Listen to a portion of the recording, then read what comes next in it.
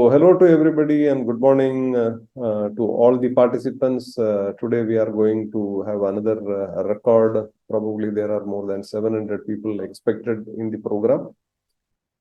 So this is our nowadays we stopped counting the number of programs which we are doing because almost weekly once we are doing. But other than these weekly public programs, we are also doing a lot of programs for specific industries. For example, yesterday we had a webinar on regulations for the Adani Power for Mumbai, Adani Power, and now the private industries, they started paying NFE a good amount for conducting such private programs. So thanks for all the supporters of NFE. We are National Federation of Engineers for Electrical Safety, which is founded during last year. Probably March 10th was our first day. And we have a vision to make every electrical installation safe. That means make Bharat electrically safe. And we are working very hard to achieve our vision through various means. We are supporting standardization. We are trying to work out on a scheme of certifying people. A scheme for certifying the electrical consultants, electrical contractors, and electrical verifiers based on the National Electrical Code of India, based on ISO 17024 standards. The documentation work is going on. Probably we will be publishing the documents for public comments very soon. So through various means, we are trying to achieve our goals. Also, our webinars, weekly webinars, this is which is happening quite continuously. We started as Vidyut Surakshit Bharat Abhiyan few years back, and now with the NFE label, we are successfully conducting program. Now, to participate in our programs, you can become a member.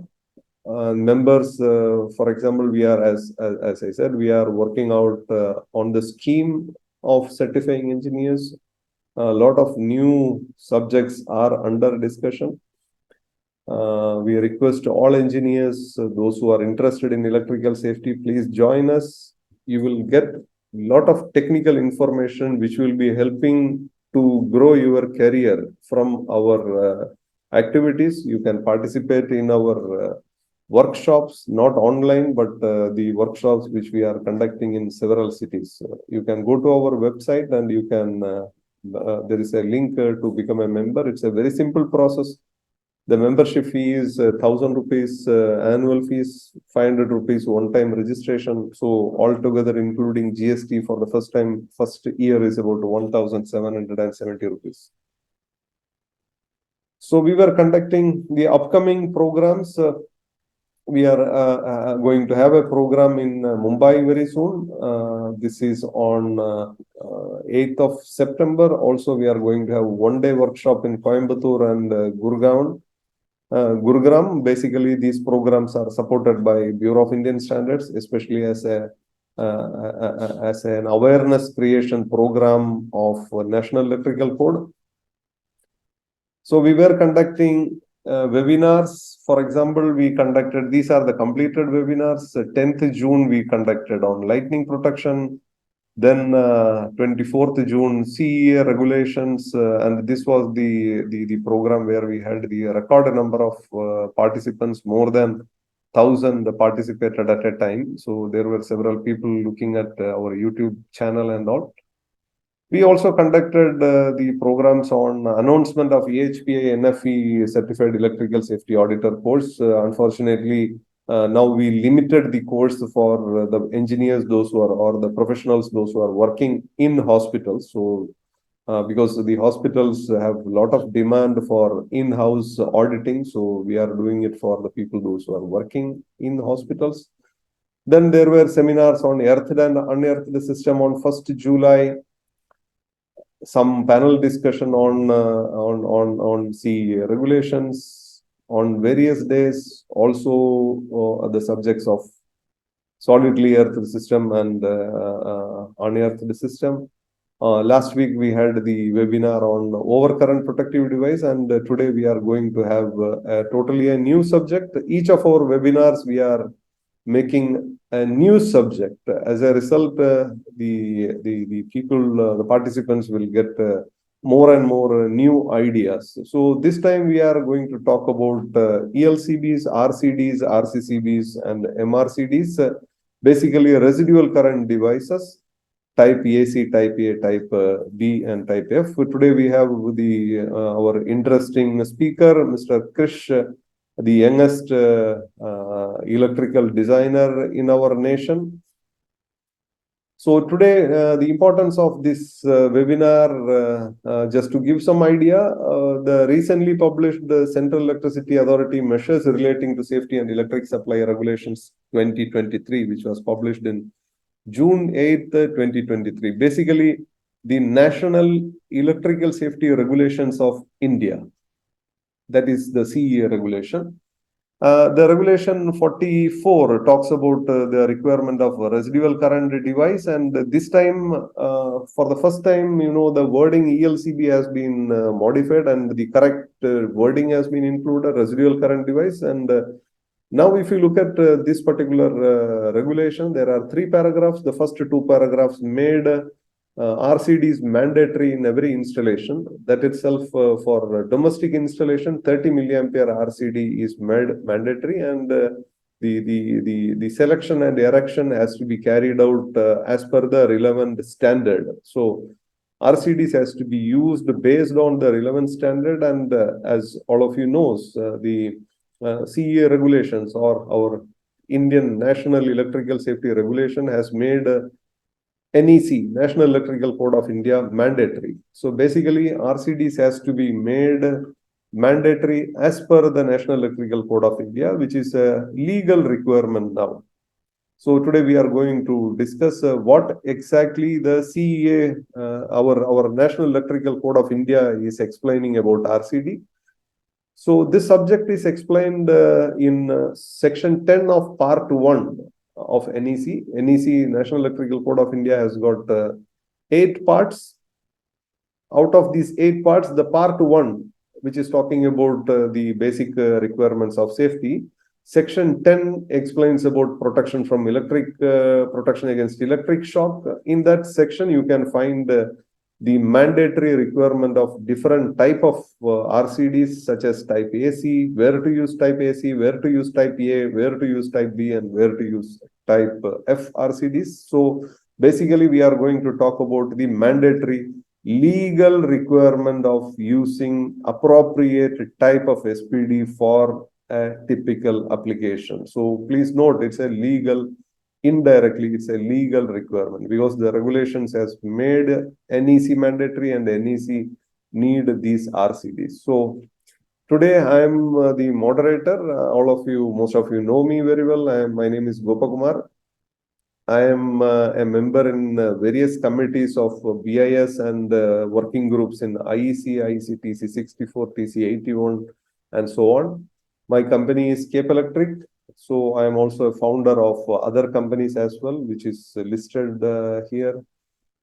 Today's speaker is Krish Theobald. Krish is as I said, he is the youngest electrical designer in our country. He is a UK trained engineer, TMIT. He has passed, and you can find out the details of Krish. He has been working on the ground with electricians. It is not like most of the time the designers are sitting in front of the computer and doing it, and sometimes they don't know what really goes on in the field. Whereas in the Krish case, he is actually working in the field, so he knows the difficulties. He knows the importance of increasing the safety situation in India. And he has studied BS 7671, which is equivalent to our IS 732, the BS 7671, which is the UK's, United Kingdom's national wiring regulation, in depth. And so he has achieved several qualifications in wiring regulations, inspection and testing, solar PV, battery storage, and electrical in the electrical design. In December 2022, Krish stood among the top 61% of candidates taking the City and Guild 2396, highest level electrotechnical qualification in UK. So I don't want to explain much because most of you also knows Krish very well because we have been traveling and making our webinars or our seminars on NEC at various parts of the country. So with this introduction, I would like to invite Krish to have your session, Mr. Krish. I stop the screen sharing. Krish, so you can start your session slowly. Sounds good. So I will just share my screen now. Just one moment. Yeah. Right. Is it visible? Yes. Okay, wonderful. Now. Right. Good morning, everybody. So today we will be talking about residual current devices, term that was previously and I think today is still quite widely known as ELCBs.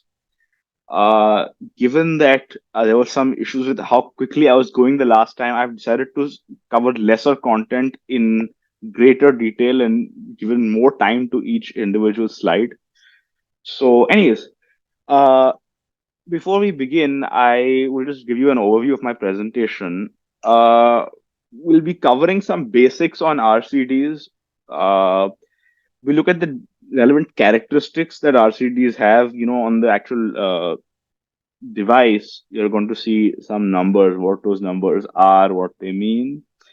We look at how we use RCDs to form part of a protective measure. So we often hear about additional protection. We also hear about fault protection. There's also some buzz about fire protection. So how RCDs are used to achieve these protective measures and how they're only one part.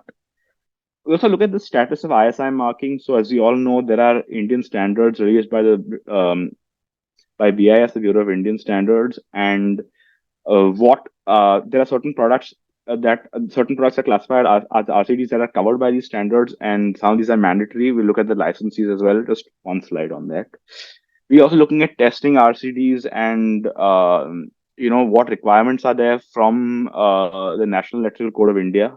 There's also a controversial, I wouldn't say controversial. There is this test button here that people tend to talk about quite a bit. So we'll look at that as well and how that's actually not what you're supposed to do when you talk about testing RCDs from an electrical installer's point of view. Anyways, so I've got an interesting picture here. This is a GSCI from North America, similar to RCDs, but their function is slightly different in North America. Anyways, that's not the scope, but so I'll show you that here. Anyways, so when we look at RCD basics, we look at what is an RCD, some terminology associated with these. Then we have RCCBs, RCBOs, circuit breakers, so CBRs, MRCDs, modular RCDs, RDCDDs, the residual direct current detection devices, RCMs, which are residual current monitors, ELCBs, which are actually VOELCBs, so they're voltage operated earth leakage circuit breakers. We look at the operating principle for an RCD, the operating principle for a VOELCB and how they're actually different, as well as the RCD's functioning process. Okay, now, oops. So when it comes to the question of what is an RCD, a couple of definitions that are thrown around picked up from various sources, mainly IEC standards. So an RCD is a residual current device, and it is a generic term for a device that operates when the residual current in a circuit exceeds a predetermined value. So a 30 milliamp RCD is rated to operate when the residual current exceeds 30 milliamps. Where what residual current actually operates is at what we'll look at a little later. Also, another way of looking at it is a residual current device. This is a more detailed explanation. Is a mechanical switching device or an association of devices which are designed to make, carry, and break the currents in normal service, and to cause the opening of the contacts once the residual current attains a certain given value under specified conditions, of course. This fact that it is a mechanical switching device or association of devices is what comes into play when we look at things like MRCDs. So, yeah. So, when we talk about the term RCD, when the CEA regulations mention RCD or when the National Electrical Code of India mentions RCD, we're actually referring to four basic products. RCCBs, which are residual current circuit breakers without overcurrent protection, RCBOs, which are residual current circuit breakers with overcurrent protection, and CBRs, which are circuit breakers. So that's integral CBRs where the residual current module is built in, or circuit breakers with an external CBR module, and modular resident current devices, which are MRCDs. What is not considered an RCD is an RDC-DD, a residual direct current detection device, an RCM, residual current monitor, and of course our ELCBs, which are actually VOELCBs. These are not considered RCDs. So remember, when documents such as CA regulations measures regarding electrical safety and supply talk about RCDs, residual current devices, or when the National Electrical Code talks about residual current devices, these are the devices that are being referred to, not these. So there's a lot of talk about, people say we put ELCBs in circuits, we put ELCBs. Frankly, we don't put ELCBs, we put RCDs. You're putting ELCBs, firstly, I'm asking where are you getting them from? And so, yeah. Okay. So when it comes to terminology, a couple things we need to understand. It's constantly speak about residual current. See, when we have an RCD here, this is a two-pole RCD for single-phase installations. You have a line and a neutral. Residual current is the vector sum of the instantaneous values of current flowing through them.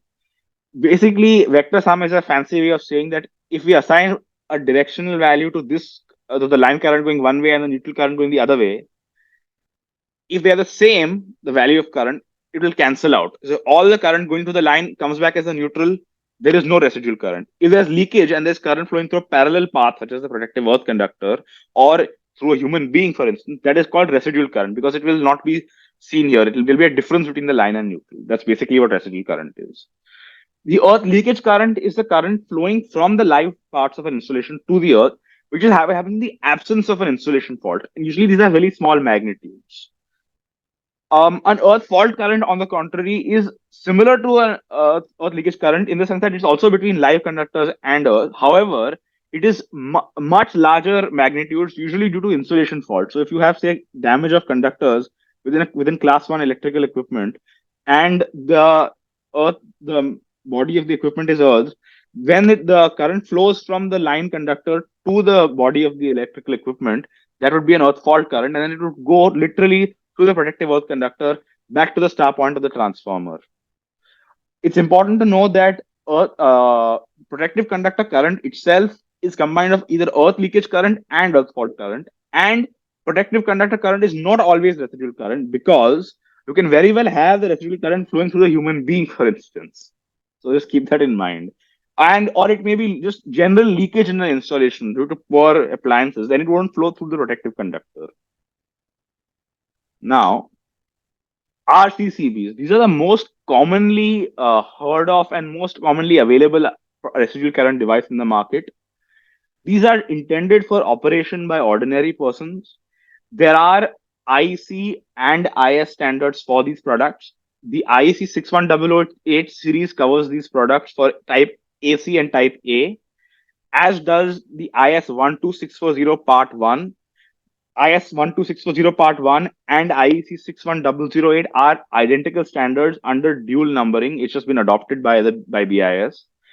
IEC 62423 is the standard for Type F and Type B RCDs to be operated by ordinary persons. RCDs, like I said, so that's for RCDs and RCBOs. So we are looking at RCCBs. The residual current types available, the RCBs that are sensitive to the various types of residual current are type AC, type A, type F, and type B. We'll look into the exact details a little further down the presentation. These are fixed I delta N and I delta T values. What I delta N is the rated residual operating current. So at what current are these rated to trip, and what time will they correspondingly trip in? There is a time delay variant, which is called S type. These are available for values greater than 30 milliamps, so starting at 100 milliamperes. These are for selective tripping in TT installations. We'll cover this as well. So then we have the humble RCBO, which is the residual current circuit breaker without overcurrent protection. These are also to be operated by ordinary persons, and IEC 61009 covers these. And once again, BIS has adopted this standard under dual numbering. So there is IS 12640 Part 2. IEC 62423 also covers RCBOs for Type F and Type B for use by ordinary persons. Once again, same type AC, A, F, and B corresponding manufacturing standards cover the various performance criteria. There, once again, these have fixed I delta N and I delta T values, and there is an overcurrent release there as well because it is an RCBO. There is a B, C, and D overcurrent release. Now, there is the integral circuit breaker. So, what an integral circuit breaker is that it's a circuit breaker such as an MCCB, which has inbuilt earth fault protection. So, this particular breaker has the earth fault settings here.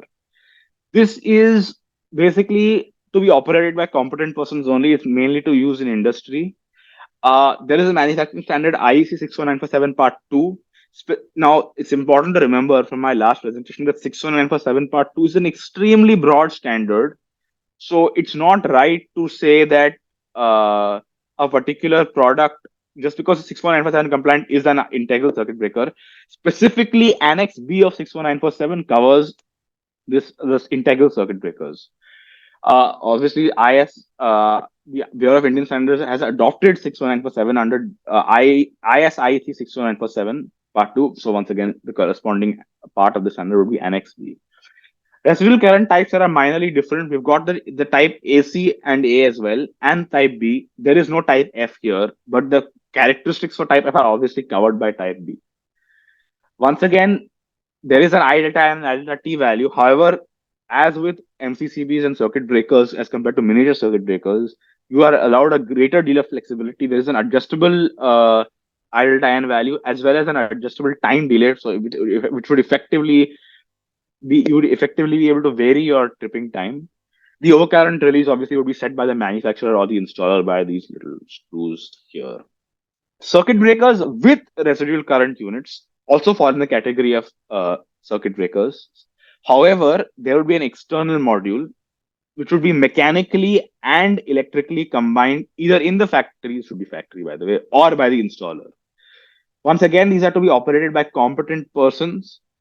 The manufacturing standard is 61947 Part 2 Annex B. Once again, same thing under the IS standard. This is exactly the same. The only difference is that here is a separate unit, but it is electrically and mechanically combined with the circuit breaker. So this will just be sitting on the bottom there and latching on. There would be obviously our tripping time, and so I delta N and I delta T as well. Then we have the MRCDs, which are called modular residual current devices without a current breaking device. These in India are very commonly known as ELRs or earth leakage relays. These are specifically for operation by a competent person. 61947 covers these as well. However, importantly, this is covered by Annex M, not Annex B. Same thing in the IS adoption of the standard. Once again, residual current types are AC, A, and B.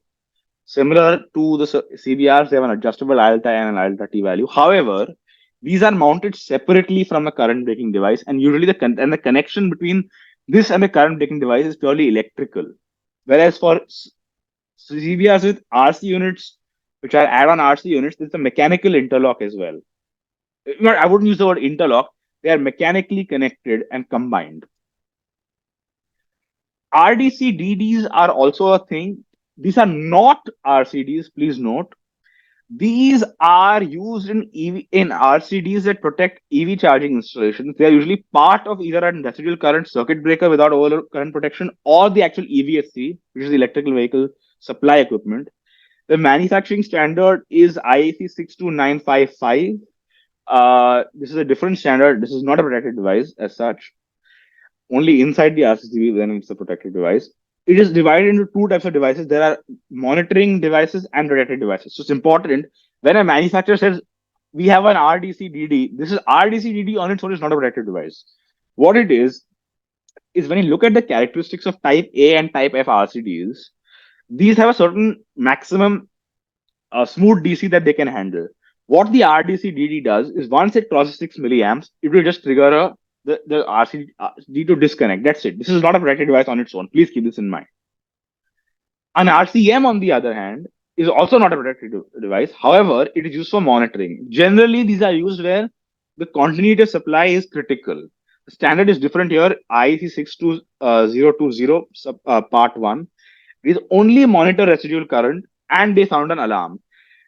Now I've seen some people wire these two circuit breakers to have tripping. However, it's important to know that the performance criteria for monitoring devices are quite different from the performance criteria of protected devices. So, and the delay itself and the time of response is very different from a MRCD, for instance. So these cannot RCMs and MRCDs are not interchangeable or substitutable. Different manufacturing standards as well entirely. These are not cannot be used as part of protective measures such as automatic disconnection of supply. Then obviously you've got the VOELCV, which is again not an RCD. These are referred to as ELCBs. This is an image from a gentleman called John Ward, Flame Product Enterprises Limited. I've credited him here. You have two earth terminals there. One goes to the protective earth conductor and one goes to reference earth electrode. I'll show you the operating principle. These are these are voltage operated. They rely on finding a difference in voltage between the protective earth in a fault condition and the true earth through a earth electrode. And it's important because once you have parallel earth paths, things like supplementary equipotential bonding coming in, these are really not that effective. So once current operated ELCBs came into the picture, these were then classified as RCDs and voltage operated devices were then classified as ELCBs. So when we refer to ELCBs, we're referring to voltage operated devices. They rely on a difference in voltage between the earth conductor in a fault and a reference earth electrode, whereas residual current devices, which are current operated, rely on a difference, as a residual current, difference in current between these two or these four. So, like I said, the RCDs operate on the basis of a current difference, which is residual current. So, say in this situation, the line conductor has 10 amps flowing through it, and the neutral conductor is coming back with 9.973 amps. There is therefore a difference of 27 milliamps, and that is what is flowing through the protective conductor in this case. So, if let's say there was some earth leakage, let's say 27 milliamps were flowing through from the line to the protective earth. So 27 milliamps will not flow back to the neutral. Therefore, the difference will be picked up by the RCD through a coil. Plain and simple. That's how an RCD works. A VOELCV, on the other hand, operates on the basis of voltage difference, where two separate earth terminals are provided. Line, neutral. In the event of a fault, this is what's going to happen is that because of the resistance of the protective earth conductor, the voltage is going to rise here. This is essentially conducting the line current. Therefore, when measured, there's going to be a difference between the voltage at this point, which on the VOELCV, and the reference electrode in the soil. Therefore, it will trigger a trip when the voltage difference crosses usually 50 volts. Plain and simple. It's detecting a voltage difference, whereas this is detecting a current difference. Very important distinction there. When we look at how an RCD functions, there are three critical stages. There's a detection stage. So, for instance, on an RCD, it'll first monitor the current and it'll essentially observe if there's a difference. Once there is a current, this is then recorded. In mechanical devices, it's not precisely recording, it's just a way of understanding. Then it'll evaluate, is this recorded current greater than the threshold? So, is it greater than 30 milliamps? Then yes or no. And if it is, it'll signal a trip. Whether it actually will trip at 30 milliamps or 15 milliamps is what we'll look at a little later. So these are three important stages. There's a detection, it monitors the current. In evaluation, what is the residual current right now compared to the threshold value? And if it is, then we signal a trip. This is basically three basic processes. When we look at the characteristics of RCDs, there are various factors that come into play. There is the rated voltage, the rated current, the rated time, then obviously the tripping characteristics of the RCD, the trip currents and times that the RCDs will trip in, the short circuit characteristics of the RCD, the number of poles, obviously, being functionally voltage dependent as well, which is very different from being voltage operated. We'll look into these. And obviously the different residual current characteristics, which are type AC, A, F, and B. When we talk about rated voltages, there's a general term UN. It covers UE, UIMP, and UI. Basically, what these are is there is a rated operational voltage of the RCD, which is one voltage or a range of voltage or two voltages, for which the RCD is performance tested. These can be more than one value, like I said. These are usually 400 230 volts or 415 240 volts. So if I look at, I'll show you an image earlier that will show you the actual marking on the RCD. There's also the rated insulation voltage for which creepage tests and dielectric test voltages are referenced. Doesn't really concern us as an installer, and it tends to be that the reference voltage for these tests tend to be the highest rated operational voltage. So it's 400 volts, it would be reference to 400 volts, or it's 415 to be reference to 415. There's also the rated impulse withstand voltage, which is the voltage for which these RCDs are tested to withstand operation without failure. These are to do with coordinating for surge currents. Basically, this value has to be greater than or equal to the transients expected in electrical installations. That's when we're selecting them. There's also some points to do with coordination with SPDs. I won't get into that in this webinar. Just keep this in mind. For us, we're concerned with this, but today I'm going to mainly focus on this rated operational voltage. There is also the rated current. There is IN, which is the rated current of the protected device. This is a funny value because very often I've heard people say, but the RCCB does not, or the RCD without overcurrent protection does not actually provide any protection as such against overload currents. This is actually the rated current for the RCD in continuous service, where for the actual contacts. So this is, if the current exceeds this value in uninterrupted duty, the contacts will get damaged. So that's important to keep in mind. I've seen cases where RCCBs specifically, have been overloaded, and the RCD is no longer able to function as per the manufacturing standards, no longer able to trip in the required time because it gets damaged essentially. The internals get damaged. There is also the rated residual operating current, which is the rated sensitivity of the actual RCD. So 30 milliamps being what we use for additional protection. And there is the rated residual non-operating current. For instance, an RCD rated to 30 milliamps will not trip below 15 milliamps and will trip somewhere between 15 to 30 milliamps when the actual residual current reaches this value. So the rated residual non-operating current will be 15 milliamps. Usually this is half of I at a time. So for 30 milliamps, 15 milliamps. So 100 milliamps, 50 milliamps, so on and so forth. Then there are, of course, the rated times, which is the break time, which is the time reached between when the residual operating current is suddenly reached and when the arc extinguishes in the actual breaker. There is a limiting non-actuating time which applies for time delayed, which is the maximum delay during which the residual current can be higher than the residual non-operating current and the RCD will not operate. So say it's a 30 milliamp RCD and the rated residual non-operating current is 15 milliamps. Say there are 17 milliamps or 20 milliamps. How long can the RCD not trip for? This is for the time delay, simple, plain and simple. For MRCDs, it's a little different because our detection, evaluation, and our measurement, evaluation, and tripping are split out into separate devices. We call this operating time, which is the time between when the RCD's operating current is the residual operating current is suddenly applied, and the MRCD output changes. So the detection is happening through the actual CT. The evaluation is happening through the MRCD module, and the tripping is happening through circuit breaker. So the operating time is the time between when the residual operating current is suddenly applied, so it's detected in the CT, and the MRCD's output changes to signal a trip. So this is only detection and measurement and evaluation. The combination time is the time from when the residual operating current is suddenly reached and the arc in the actual circuit breaker is extinguished. So this is taking into account all three processes. The limiting non-operating time is the maximum delay between when the residual current is suddenly applied and the MRCD operates. So once again, delays can come into the picture here. The tripping characteristics of RCDs are generally set by the manufacturers for devices that are used by ordinary persons, and for devices that are used by competent persons, these are set by the competent persons to the dial or set by the manufacturer, but there's greater variety. Generally, we see rated residual operating currents of 10 milliamp onwards for ordinary persons. We also see 6 milliamps as a setting on ones for competent persons. So 6, 10, 30, 100, 300, 500, 1 amp, 3 amp, 10 amp, so on and so forth.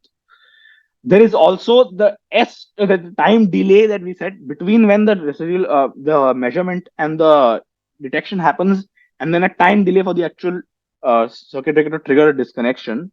This can be set as 60 milliamps, 100 milliamps, 200 milliamps, 300 milliamps, 400 milliamps, 500 milliamps, and 1 second. These are standard values as per the standard.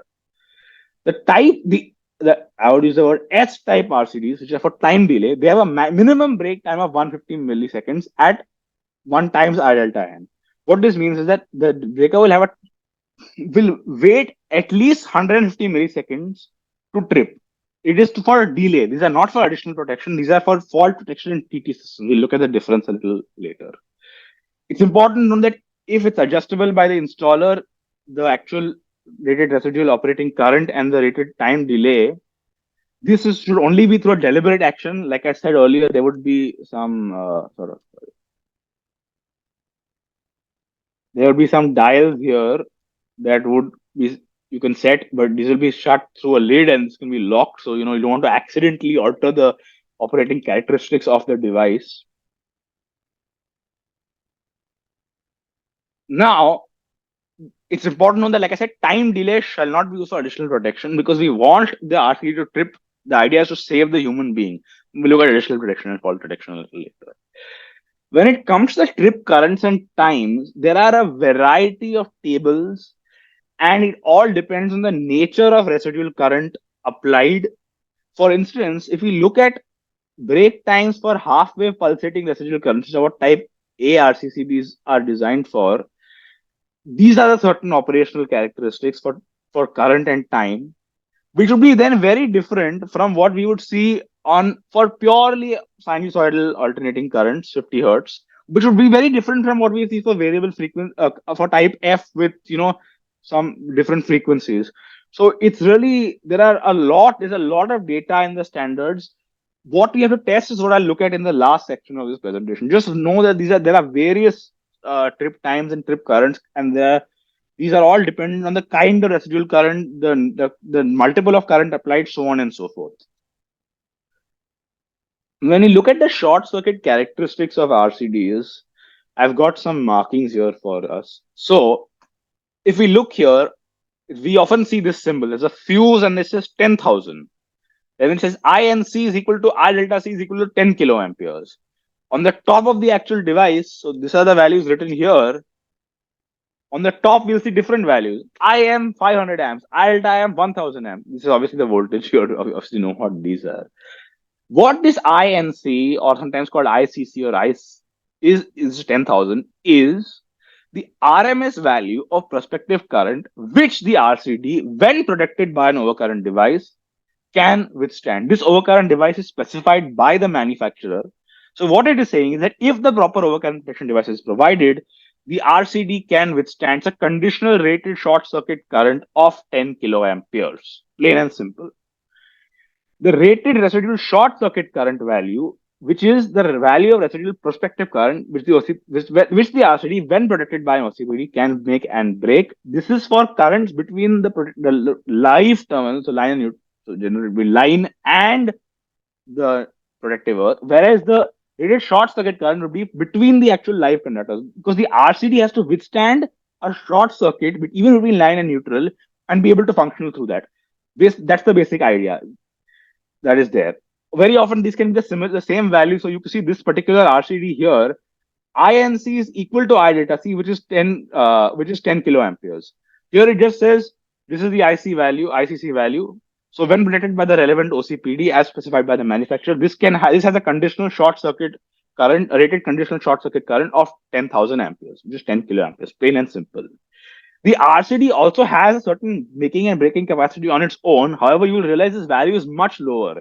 So you see, IM is the RMS value of AC component of prospective current. The RCD can make and break on its own. This is live to neutral. However, this is much lower. Only 500 amperes in the case of this 40 ampere RCD and 630 amperes. You need to provide backup protection for these. These are not obviously devices that can handle short circuit current. We look at the requirements in the towards the end of the presentation. I'll show you the tables manufacturers provide. I delta M, similar situation, what the RCD can handle on its own. Again, 1,000 amperes versus 10,000 amperes, vast difference. So really, as an installer, we would generally rely on these values because we are going to provide backup protection for these RCDs through an overcurrent protection device.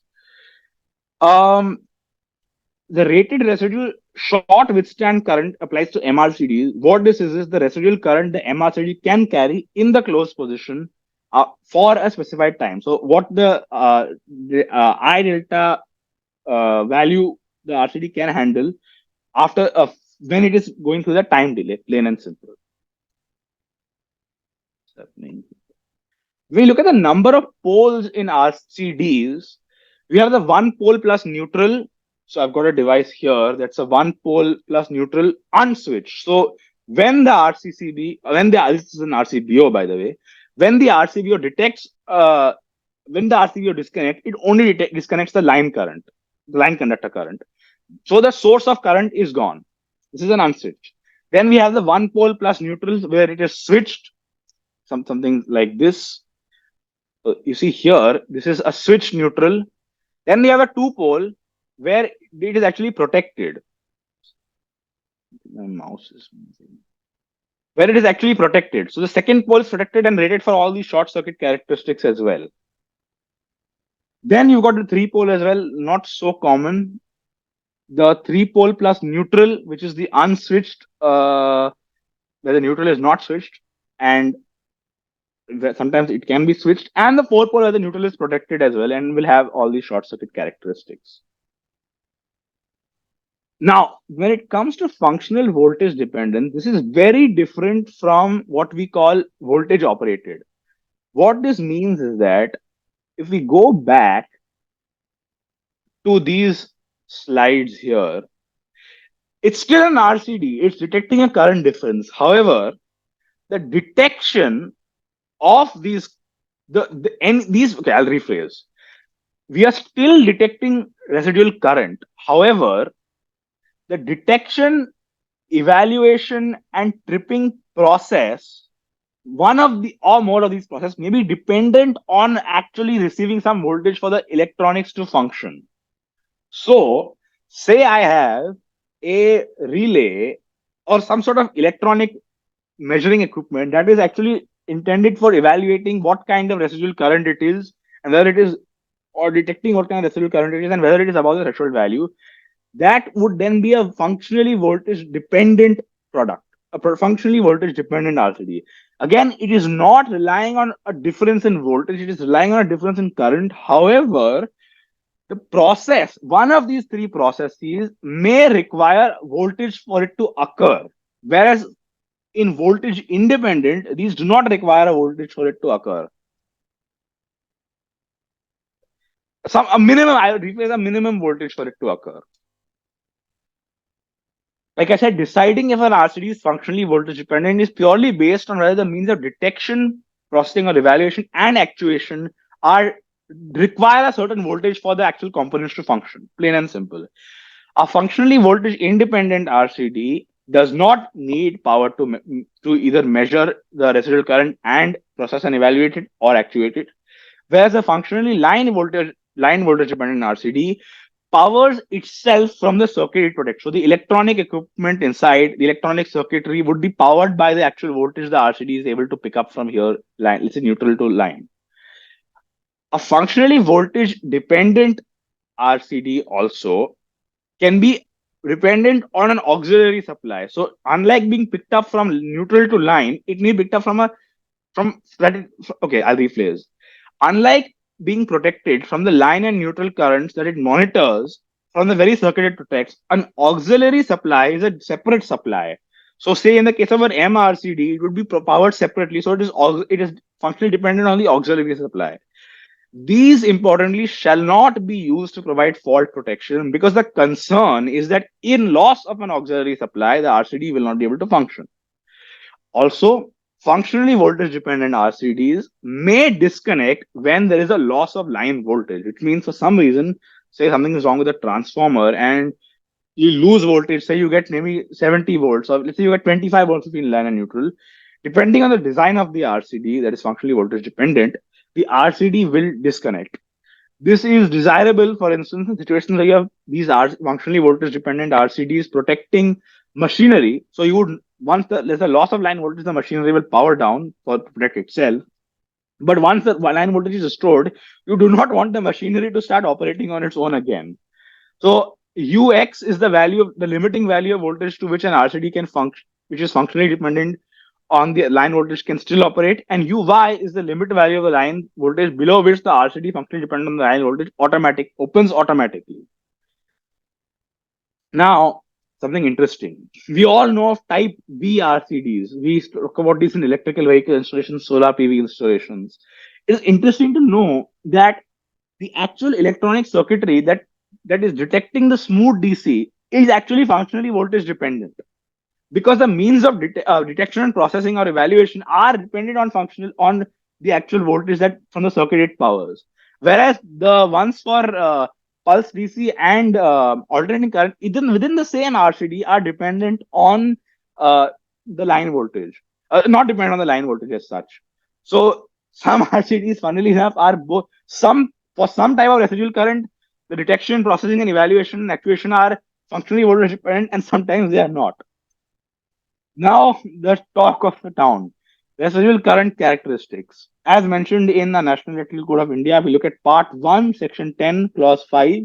It talks about these four: Type AC, Type A, Type F, and Type B. We look at the applications a little later. Type AC RCD, this manufacturing standard is 61008. If it is, sorry, 61008 for RCCBs or 1260 Part 1 for RCCBs, 61009 for RCBOs, 1260 Part 2 for RCBOs. These can trip when the currents are pure, when the fault currents are purely sinusoidal. So standard 50 hertz AC. Now, as a matter of fact, most, I would say, I cannot think of a single electrical installation where there would be type AC, where there would be loads that use purely sinusoidal fault, current. We've got LED lights. Immediately we have pulse DC. We need a type A. We've got inverter air conditioners that are single phase, type F, so on and so forth. This is really a redundant type. Several countries such as Germany and Switzerland do not even allow these to be installed anymore. And as per our National Electrical Code, because they are only meant for purely sinusoidal fault currents, these are essentially not allowed. And because the Central Electricity Authority regarding measures regarding safety and electrical supply mandate compliance with the National Electrical Code of India, using a Type A RCD is non-compliant, and you're not complying with the Central Electricity Authority regulations regarding measures regarding safety and electrical supply, which is a statutory document. Just keep that in mind. Unfortunately, most RCDs available in the market today are Type AC. When you go to a wholesaler, when you go to an electrical store, if you say RCD, give me Type A, they will look at you as if you came from a different planet. They do not know what it is. There's talk of substituting 30 milliamp for 100 milliamp. You say, if 30 milliamp is not available, no, take 100 milliamp. That's the same thing. Type AC and Type A is a different thing altogether. So please keep in mind, if you are specifying Type AC RCDs, or rather, if you are fitting Type A RCDs, AC RCDs without knowing, you are not complying with the National Electrical Code of India, and you are not complying with the Central Electricity Authority measures regarding safety and electric supply. Therefore, you are essentially not complying with a statutory document in India. Type AC is for pulsating DC, which is superimposed up to 6 milliamps of smooth DC. There's this very small tolerance for smooth DC. The standard is the same here again. For LED lights, this can be used. For general purpose circuits, these can be used. However, when we come to for Type F RCDs, when we come to inverter air conditioners, washing machines, dishwashers, refrigerators that are powered between line and neutral, there are obviously harmonics involved in this. There are currents that are passing through where the frequency is not a single 50 hertz sinusoidal AC. This is a bit of a mischaracterization saying 50 hertz to 1 kilohertz. It's just basically harmonics really that we're talking about. Then a Type A RCD cannot function. The standard is Type 62423 for operation by ordinary persons. There's also 62947-2, but I've just covered 62423 here. Type B can cover these as well as smooth DC fault currents up to 10 milliamps or 0.4 times idle time. This is basically 12 milliamps or 30 milliamp RCD. This would cover solar PV, EV charging, so on and so forth. Again, like I said, Type F RCDs only cover these variable frequency operations for single phase loads. If you have, say, a 2 pulse bridge or a 3 pulse or a 6 pulse bridge rectifier, say you have a situation where Your VRV air conditioner that is on the roof, it needs RCD protection. You may not use a type F because it is not designed for that kind of current. It is only designed for these variable frequency drives between line and neutral. It is not designed for line to line. So then again, you need a type D. When we look at RCDs forming protective measures, we'll first look at the hierarchy of protective measures, the need for basic protection, the need for fault protection, how RCDs can be a part of fault protective measure, how RCDs are part of additional protection and how they are most commonly used there, as well as the requirement for fire protection. See, if we look at our protective measures and in an electrical installation, we first have basic protection, we then have fault protection, and then the additional protection. Basic protection is basically we want users of the installation to not have contact with live parts. The fact that I'm insulating a wire is basic protection. Fault protection kicks in when basic protection fails. So if the insulation on the wire is damaged, there will be a fault loop path created. There will be a shorting of the live part with the body of the equipment. Current will flow through a negligible impedance, hopefully. An OCPD would trip. Or if it's not a negligible impedance, that's where RCDs will come in. Additional protection is where basic or fault protection fails. So we'll look at the specific case a little later in the next 2-3 slides. Remember, these protective measures only consider single fault conditions. So basic protection, insulating a live part, fault protection, ADS is one, automatic disconnection of supply, and additional protection is at the pinnacle of this pyramid. Like I said, basic protection is where you can, let's say, insulate wire. RCDs do not form part of basic protection. And remember, you need all three protective measures. Just because you have an RCD that provides additional protection does not mean that your fault protection or basic protection can be ineffective. Please keep this in mind. Insulating live parts is essentially preventing contact with live parts. These are usually achieved through BIS or IEC certified cables and wires. If it is a painted, varnished, or lacquered live part, it is going to be in an enclosure. If it is a non-sheath cable and or wire, it will be enclosed in conduit or ducting. Just keep this in mind. RCDs do not form basic protection. These are mandatory requirement. You cannot really, in a normal installation, not have basic protection. Fault protection is a little more interesting. Generally speaking, fault protection is achieved through something dubbed automatic disconnection of supply. But really, these are a combination of three things: protective earthing, protective bonding, and automatic disconnection of supply. Protective bonding is we are creating an equipotential zone and we are limiting our touch voltages to generally 50 volts. So all exposed metalwork, for instance, would be within 50 volts of each other in a fault condition, therefore preventing danger to the human being. Protective earthing will then provide the return path for fault current during first fault. So if there's a fault here, it will just return through the protective earth. And it allows this disconnection in fault conditions. And also references are everything to earth.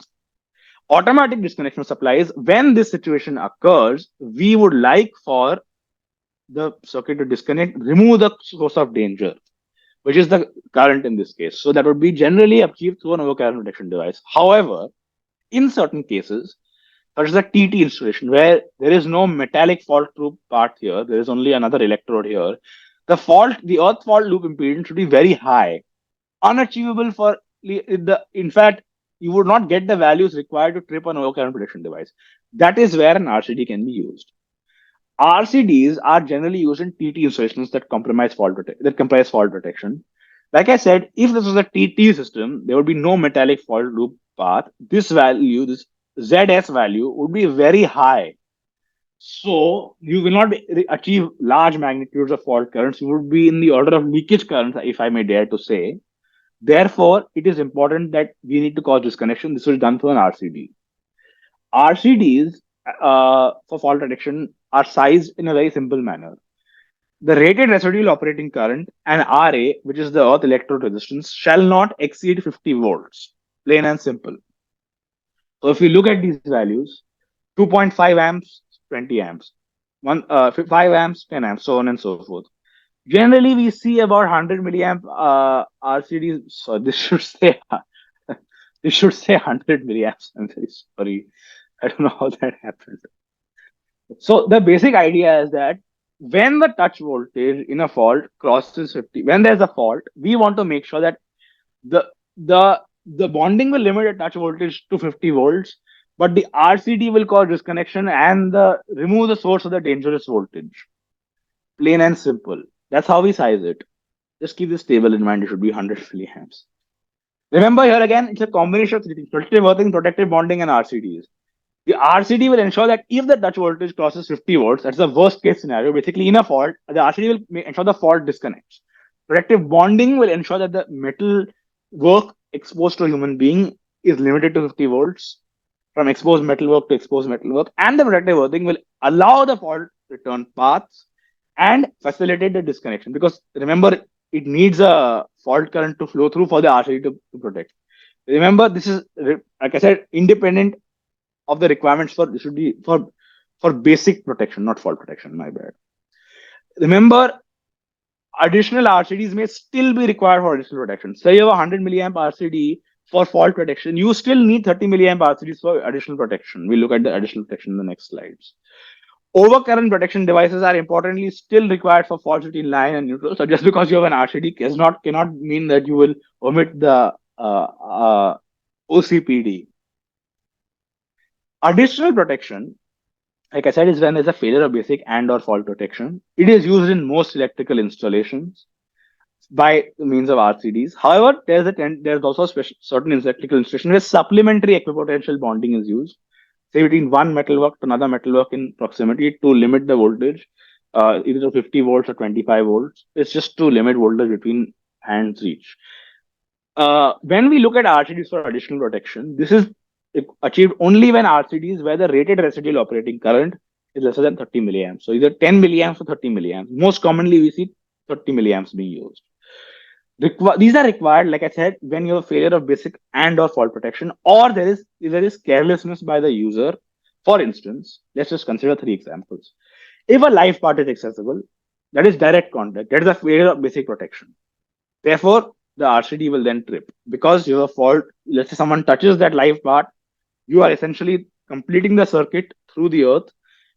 Small amount of current will flow through. The RCD will detect that and trip. Lesser than, with a rated residual operating current lesser than or equal to 30 milliamps. Let's consider a different situation.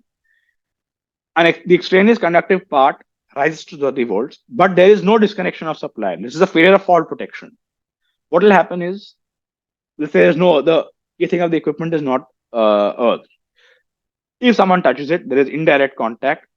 Similarly, you are completing the fault return path. The RCD will detect that and disconnect if it has a rated residual operating current of less than or equal to 30 milliamps. Importantly, this only applies to people that are dry, wearing clothes, and have no open cuts or skins, because these take into account some measurements of the human body's impedance. So 30 milliamp values only applicable for a dry human body, someone who's clothed and has no cuts or open skin. There is obviously the carelessness by the user. If someone plugs in a damaged electrical appliance with cords that are damaged, very similar to one of the images I had very earlier on, something like this, then this is a carelessness by the user. So that is where the RCD will trip as well, because you are once again completing the fault return path. Now, RCDs for fire protection are a different situation. Basically, when there is a B2 condition, you should look at the annex that classifies the external influences, where there is basically a risk of fire in the location. RCDs with I delta N lesser than or equal to 300 milliamps shall be used. See, if we look at the operating characteristics of an MCB, we'll realize that if there are rated residual operating currents, my bad, I'll rephrase. An MCB will trip, say, a 16 ampere MCB. It will only start to trip for overloads at this point. If there are, let's say, there is some damaged insulation and there is some moist dust and there is a small amount of arcing happening, then that is not going to be detected by an MCB.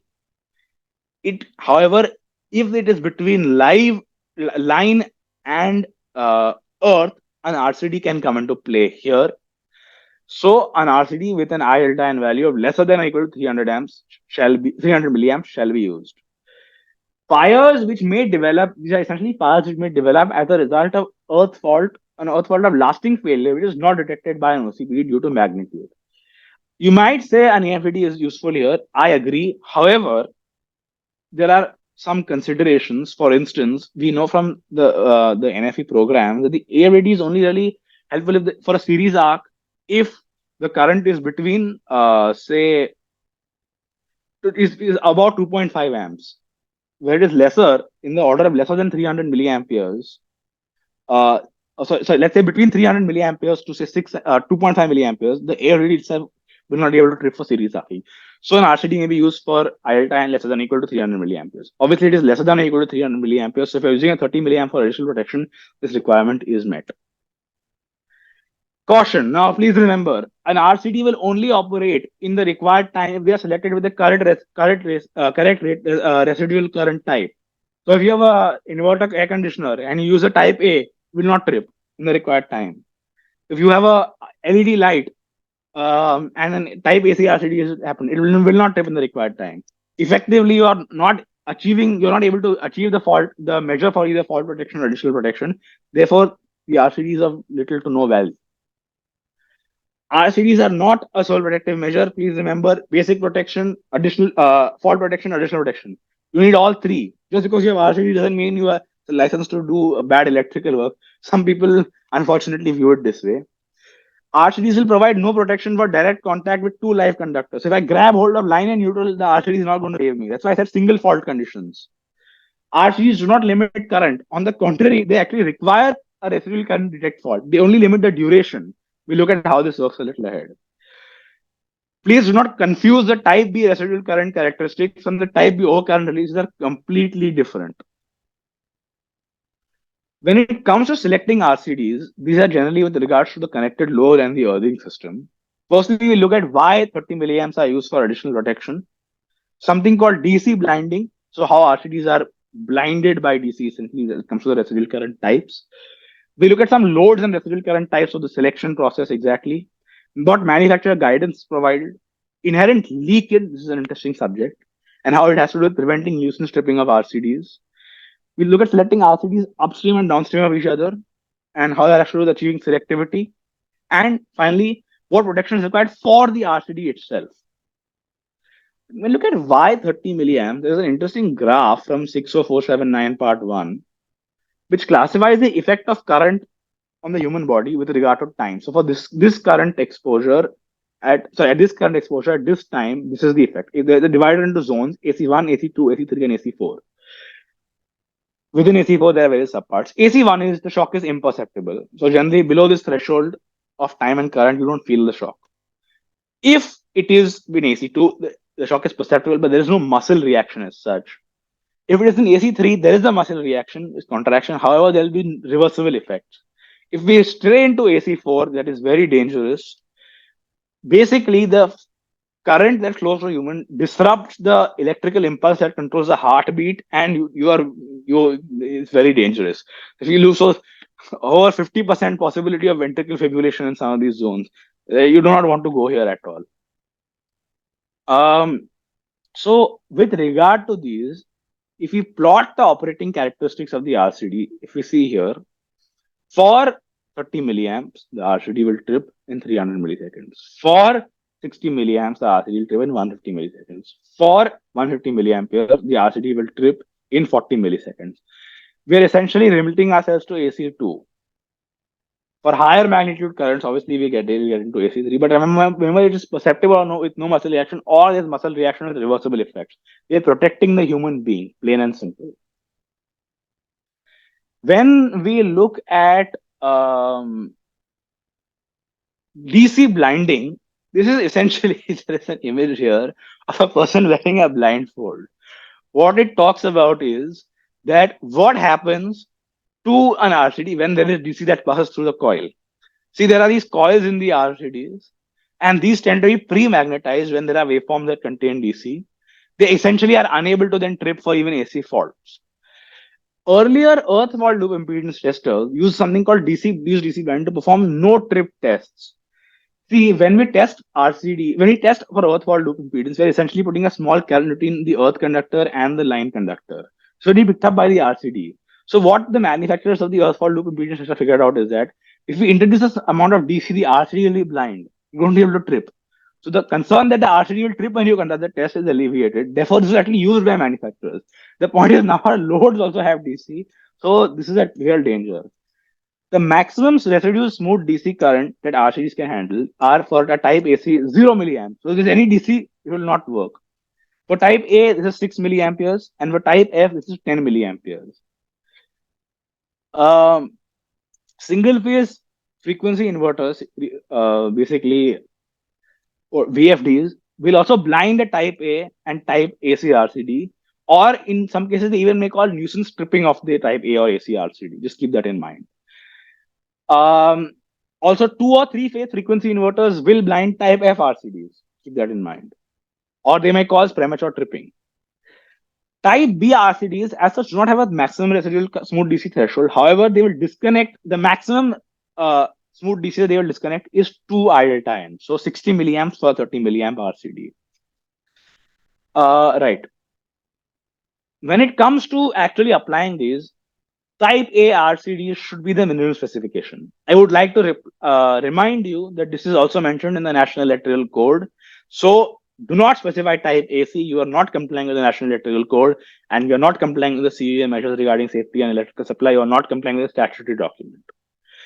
Single phase inverter driven loads, such as washing machines, dishwashers, and air conditioners, immediately end up being requiring a type F RCD. So once again, type A is not usable, type AC is definitely not usable.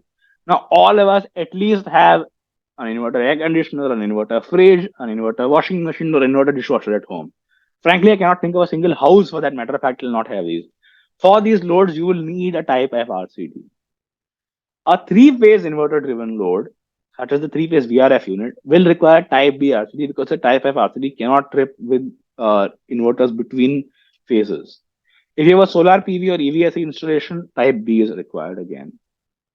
So manufacturers may also provide guidance. For instance, you buy a dishwasher or a particular kind of device, it may say that this is literally from a dishwasher catalog, some device catalog. It says firstly there needs to be an earth pin and there needs to be an RCD of a type A characteristic. Generally speaking, dimmers may require a type A RCD, dishwashers may require type F, and hot tubs may require type B RCDs. Just keep this in mind. When we talk about inherent leakage, this is basically current that passes through class Y capacitors between one of the live conductors and the protective earth.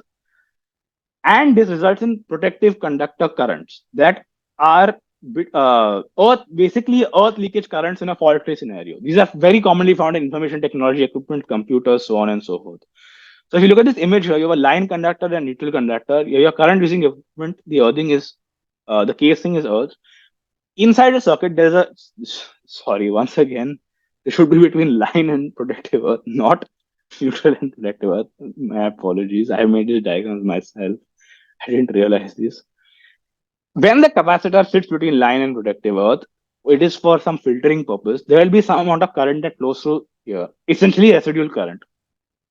This will add to what the RCD is detecting because it is not passing through the coil here. When it comes to preventing these, it's very important. See, we spoke about residual non-operating currents of 50%. So for a 30 milliamp RCD, the rated residual non-operating current would be say 15 milliamps. If due to this accumulation, we get a value greater than 15 milliamps, the RCD will trip, we are in trouble, we will lose supply. Or actually no fault as such. Therefore, what international guidance and standards tell us is that we should only load the RCDs to 0.3 IL time, which is a little lesser than 50%. So 30%. So for a 30 milliamp RCD, this is going to be 9 milliamperes. What you will realize is that if the manufacturer of the RCD does not give you the fault current, the earth leakage current due to the electronic equipment, we can assume a 1.5 milliamperes per connected appliance. For greater detail, please refer to the IEC 61140. That will tell you, depending on the load, what the maximum protective conductor current is. It will allow you for far precise sighting. Like I said, in the absence of manufacturer data.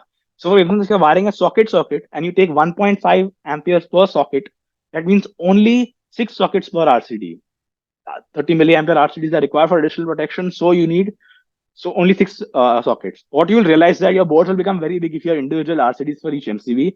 Therefore, you can put an RCBO, which is the one in here. If it's a high current using equipment, it's a fixed electrical equipment, it is advisable to have one RCD per circuit. So that could be an RCBCB and MCB, or an RCBO, like that. If it's a lighting circuit, 30 milliamp RCBOs per circuit are recommended. Obviously, type A is the minimum spec. Example RCD applications in greater details. If it's a single phase socket outlet circuit where the connected use is unknown, we do not know what people are plugging in, but it is highly unlikely to have single phase inverter driven equipment. Nobody's going to come with a dishwasher into a room, into say an office and just plug it in. There would be a dedicated space for that. We can put a type A RCBO, 30 milliamp, of course, for additional protection. If it's a single phase final circuit supplying fixed equipment such as a washing machine, dryer, refrigerator, dishwasher, air conditioner, and it requires an RCD, a type F RCBO shall be used here. If it is a single phase final circuit supplying fixed equipment such as a solar PV inverter, let's say a 3-phase VRV unit, it would be a type B RCCB, EV as well. And for 3-phase, like I said, supplying inverter, air conditioners, EVS equipment, solar PV, once again type B. So car charging, you need type B. Now, this is an interesting subject. If we look at upstream and downstream RCDs, say I have a TT installation, right? I need an RCD here. I need an RCD. I'll just, before I get into that, I'll explain the structure. Say I have a 3-pole plus input supply. I have an MCCB here at the incomer. Then I have a main DV. It goes to one final electrical vehicle charger, and it goes to one sub DV. In that sub DV, there is a dishwasher, say an inverter driven dishwasher. Now, in the TT installations, all these RCDs required, there are RCDs required at all these stages. The point is, we know that here upstream of the dishwasher, I have to supply a type F RCBO, a type F RCD. Let's say there are 9 milliamps of smooth DC coming and there are harmonics. So 9 milliamps of smooth DC and harmonics. If an RCD is required here, it would be type F, plain and simple. However, on this circuit, it is a type B. Now, because it is an EVS. Now, what type of RCD will I put here? I will have to put a type B RCD, because if 9 milliamps of smooth DC are coming through here and 11 milliamps of smooth DC are coming here, over here, I'm going to essentially see 20 milliamps of smooth DC plus harmonics. So the RCD has to be sensitive for all of these types of fault currents. Therefore, type B, because it reaches the maximum threshold. Now I'll show you something interesting. Say I connected this type B, this EVSE equipment here. What would happen is that then this RCD, let's say the earth fault relay or the earth fault characteristics of this MCCB would have to be type B as well, because I'm then going to see this 9 milliamps plus 11 milliamps over here as well. The idea is to avoid spending excessive amounts of money on these sort of RCDs. We should only have them at the incomer, and any load such as EVSC equipment that would generate high amounts of smooth DC are desirable to be connected as close upstream to the electrical installation. So, instance, if I connected this here, I would need a type B let's say an RCB or an RCD here, but I would also need it here. So by connecting it further upstream, I have saved the cost of a type B RCD here. I can then only put a type F here, plain and simple. Here, obviously, there is no alternative. Selectivity between RCDs can be achieved generally through 2 ways, either a 3:1 ratio. If you have a 10 milliamp RCD, the RCD upstream would be 30 milliamp. If you have a 30 milliamp RCD, 90 milliamp, but you get 100, so on and so forth. Additionally, if you're using RCDs as a time delay, you can use it only for fault detection, by the way. Given other conditions are satisfied, in the last webinar, we looked at the thermal withstand capacity of fault conductors. This is achievable either through a time delay, so set on, let's say, a circuit breaker or an earth fault relay or an MRCD, or through an S-type RCD. That will wait, because the upstream RCD will wait before tripping let the downstream RCD clear the fault. So, say I have, once again, similar situation. 3-pole neutral supply, an MCCB here, main DB here, one load here, another sub DB here that powers another load. I have a dishwasher. If for the dishwasher I want a 30 milliamp RCD, additional protection, okay, then I go up here, say I need an RCD. I would rate it to what? Say times 3, so 100 milliamps, type S. I've got, say, this should be here, by the way. EVSE equipment, 11 milliamps smooth DC. I'll rate this also as 30 milliamps, type B. What am I going to put here? 30, 100, then 300, and the time delay would be greater than the one allowed on the type S. This can be set through the, so generally, this would obviously be an MCCB, so you can set it on the earth fault module, or if you're using an MRCD, you can set it on the MRCD itself. It's important to know that if you have several loads, the current leakage due to, say, the Y capacitors will still add up. So it's important to keep that in mind.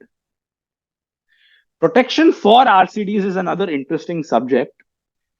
See, an RCCB or an RCD without integral overload current protection, or say an MRCD, requires overload protection and short circuit protection.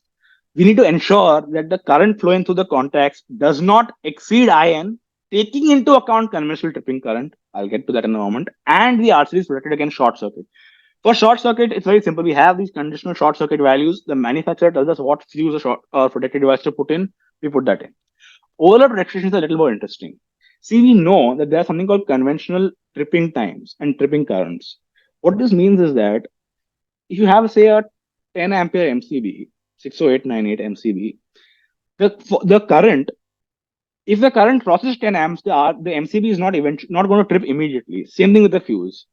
That's why the conventional tripping currents come into place. For MCBs to 60898, this is 1.45. So for 10 amperes, it would actually trip at 14.5 amperes. That is also at after 1 hour of 14.5 amperes of load. For a HRC fuse, this is 1.6. So for a 10 amp HRC fuse, this would be 16 amperes after a certain conventional time, I think 1 hour. Therefore, for short circuit protection, say the manufacturer says for even for 16 amperes, 63 ampere is fine. So still guarantee protection up to, let's say, 10,000 amperes. When it comes to overload protection, it's a little different. The manufacturer will obviously will give you a value taking into account conventional tripping current. So for a 16 ampere RCD, it is given a 1.6 factor. It is taking, you need a 10 ampere backup protection fuse. This will prevent the RCD from getting overloaded and the contact from getting damaged. For industry, it's a little different because the type of RCCB is also different in this case. This is just from Eaton. All these manufacturers will give you this data. The status of ISI marking is also an interesting subject. IS 12640 Part 1 is required for mandatory certification. This is for RCCBs for use by ordinary persons, type AC and type A only. There are actually 30 licenses for RCCBs, quite common. For 12640 Part 2, the RCBOs for type A and type AC for ordinary persons, there are only 6 licenses. For IEC 62423, which is for type F and type B for ordinary persons, RCDs and RCCBs and RCBOs, there is no equivalent BIS standard, so you'll have to look for products that comply to IEC 62423. So you can easily find this information in the CE declaration document or the UK CE declaration document. For IEC 61947 Part 2, there are unfortunately no licenses at the moment. So we need licenses in this category. Although this is not mandatory certified. When it comes to testing RCDs, the first subject is the integral test button. So you know that little button we have here? How this actually works. There is a requirement for testing as per the National Electrical Code of India. How that is actually very different from just pressing this button and getting done with it. And what results should we expect? Let's look at how to record them in the actual sheet. The integral test button is actually meant for functional testing. It only tests the electrical and mechanical integrity of the device. If you look at this situation here, this is the coil.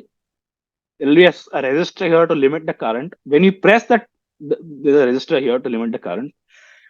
What happens is when the button is pressed, it creates, there's essentially a load put between line and neutral, but outside the coil. All that is doing is it is creating a residual current and testing that the RCD functions. It does not test the trip time or the tripping at the residual operating current.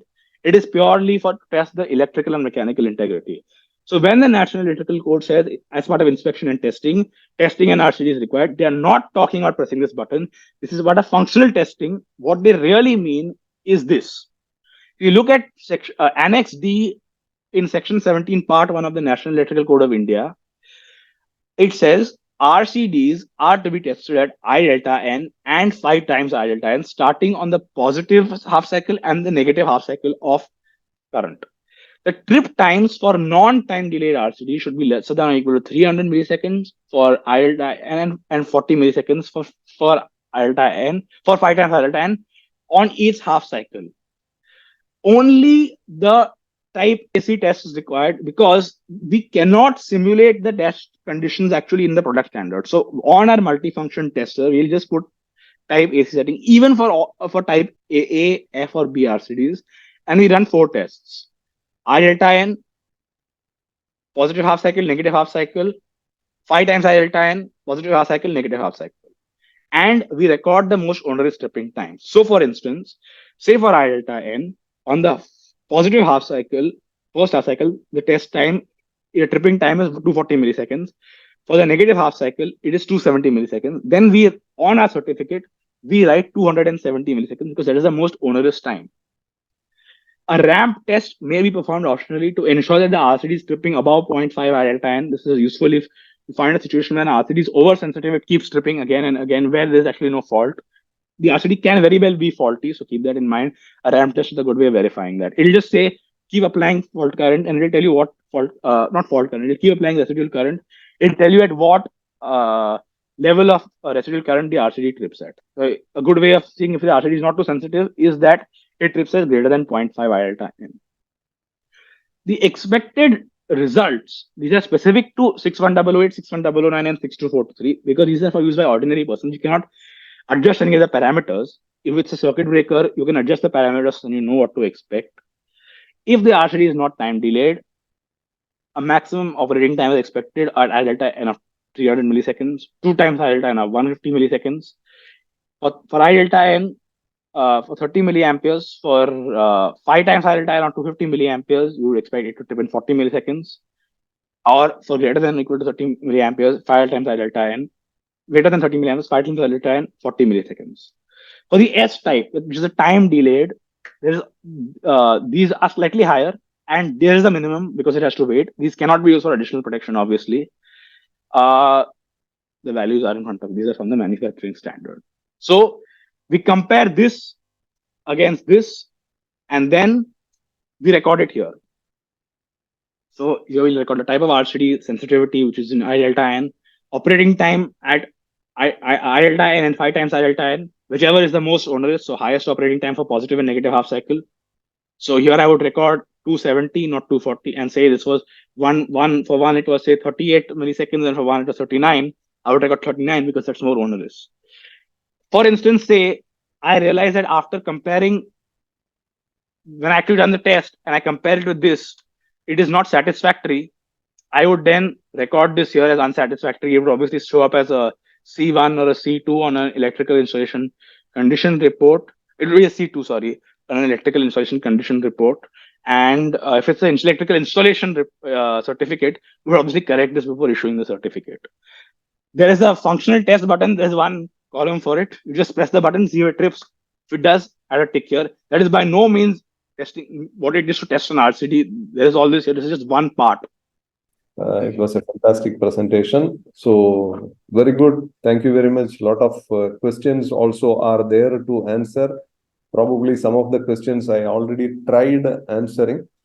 There are some questions, but before going to the questions or parallelly going to question, I have a few people also to talk on about the subject.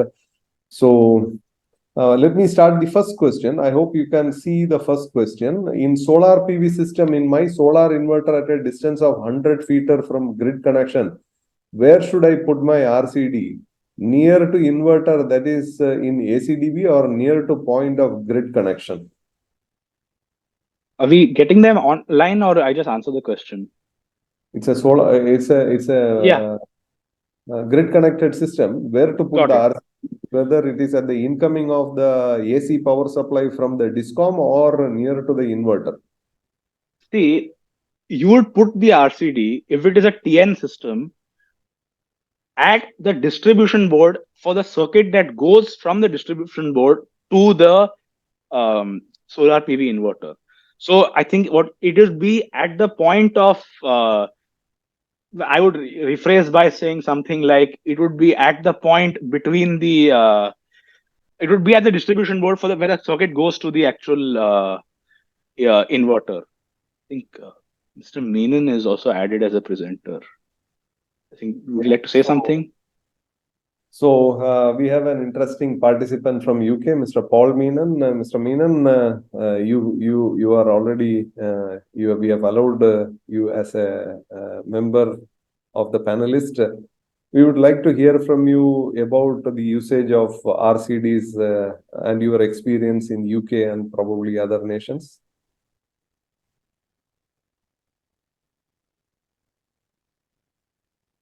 You are on mute. You have to unmute yourself. Good day, gentlemen. Can you hear me? Or good morning, as it is very early in the UK. It is, yes. Hello. Just on the that question, very good question, by the way. For me, I completely understand what Chris would say, put the RCD at the origin of the installation. I would be inclined to put it next to the inverter on the output of the AC. That way it can do its best to immunize from any DC that could be leaking in towards the installation. I know it's a subject of debate. There's technically no right or wrong, but for me, I would put the protection as close to the solar PV. So for me, when I'm doing a solar PV array, I have my DC isolators, my DC surge protection on my strings. On my output, I have my AC surge protection, my AC isolator. I would then look to put some sort of device there to offer the protection, just for any DC leakage components. But Chris is not wrong what he's saying. You can put it at the head end as well. It depends on how much immunization you're willing to provide. Because Chris, that was very good, by the way. That was excellent. Thank you. The one thing I wanted to add, which you didn't speak about, was DIN VD0664, which is Type B+, which is another RCD device which is coming our way from Germany. But no, that was spot on, sir. Thank you. No, yeah, the thing was that there are so many different types, so I didn't want to, I'd say, confuse people, because I'll tell you what happens in India, right, is that I'll show you something rather interesting here. Let me just change the camera settings so the blur is gone. Then I would show you something rather interesting. Yes, absolutely. That is the DIN standard. There's even an Austrian standard, I believe, where they talk about type G and type S, and then there's just an empty box as well. Let me just, how do I mute my, It's okay. In the UK, we're about 20 years behind the rest of the world in RCD technology. We actually call RCDs really complex devices because there's so many of them. I know what you mean. So this is rather interesting. I'll cover the manufacturer. I think everybody has seen it. It says type HPI. I don't know if you can see it. Oh, have you now? Do you see that? Yeah. So I think, Paul, have you seen this in the UK? I've never seen a HPI one, no. Which is why I made a deliberate decision to stray away from what's not in the IEC standard, because in India, we only recognize either an Indian standard or an IEC standard. There are a lot of manufacturers that are coming up with their own names to describe this is essentially a type A. Yes. So, yeah, so for that reason, I decided to just stick with what's in the IEC standard, but absolutely the type B plus is very interesting. Would you like to shed some light on that? A good decision. That's a good decision, Krish. So it's very nice to have you here, Mr. Paul. We were discussing about a presentation on earthing for some time. Probably in next months, probably we can make. I hope any answers. Yes, I actually have it on my screen. I'm working on it now. So yes. Paul, would you like to shed a little more light on the Type B plus since we have you here? Yeah, I can see the Type B plus becoming the default eventually. In the UK, I can only speak on behalf of what we do in the UK. Some chaps far cleverer than me. If you ask them, they would turn around and say, take your ACs, take your Type A's and throw them all in the bin. Because with some of the electronic equipment and the stuff that we're plugging into domestic homes, commercial offices, you've got under fault conditions or defects in the equipment, the potential to completely blind, the great analogy used, blind the RCD and render the performance effectively ineffective. And it's not knowing that stuff is going on, which is why testing and inspection of RCDs is incredibly important. But the Type B RCD, that all that does is that has the Germans have developed that standard. I have an English translation. I think I've got the only English translation because the IEC won't translate it into English, so I had it translated into English. And effectively, it offers a higher immunity to connected frequencies of over 20 kilohertz, I believe. So, and even now, if you look at some of the products out there, I saw a coffee making machine for a domestic home, which in the manual required a Type F straight away. So you're like, well, where do I get a Type F for a domestic fuse board? So some of these challenges is where the technology is becoming so energy efficient, but the protection is lagging. And we need to be sensible and pragmatic, which is why Type A is a good benchmark to go from. It's reasonable and practical selection technique. But yeah, Type B plus, I'm sure in 10, 15 years, that'll work its way into the IECs and back down to us. Yes, thank you. Actually, for India, we are facing a totally different situation. Even getting a Type A RCD is very difficult. In fact, for example, I am installing a rooftop solar PV in my home, and I wanted to put a Type B RCD. Unfortunately, it's nowhere available in this area, and I think the suppliers are asking 6 months delivery. It's a terrible situation. I have an interesting question to both of you. Unfortunately, in India, voltage operated ELCBs are not allowed. As a person working in the standards, I also don't know why it started and how it started, but it's written in several documents that voltage operated devices are not allowed, or it's written as only current operated devices are written.